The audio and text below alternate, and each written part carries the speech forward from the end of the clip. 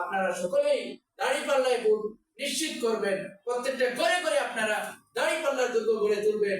আমরা যাতে আমাদের বিজয়কে আমরা ফিরিয়ে আনতে পারি, আমরা যাতে মানুষের চাহিদাকে যেন আমরা বাস্তবায়ন করতে পারি। এদেশের ইসলামী তামাদ্দুন যে আমাদের চাহিদা, আমরা যে মুসলমান, সেই মুসলমান পরিচয় দেওয়ার জন্য আগামীতে আমরা একটি ইনসাফ ভিত্তিক সমাজ প্রতিষ্ঠা করার ক্ষেত্রে যাতে আমরা সকলেই ভূমিকা পালন করতে পারি, সেই দিকে আপনাদেরকে সজাগ এবং দৃষ্টি রাখতে হবে। আমি আপনাদের প্রতি উদাত্ত আহ্বান জানাবো। আমাদের প্রার্থী মৌলানা আমিনুল ইসলাম এই সুজানগর ইউনিয়নের কৃতি সন্তান। তার কথা আপনারা সকলেই জানেন। ওনার একজন ব্যক্তি, ওনার পিতা একজন গরিব ব্যক্তি ছিলেন, খুবই আমলদার ব্যক্তি ছিলেন, 5 ওয়াক্ত নামাজ পড়তেন।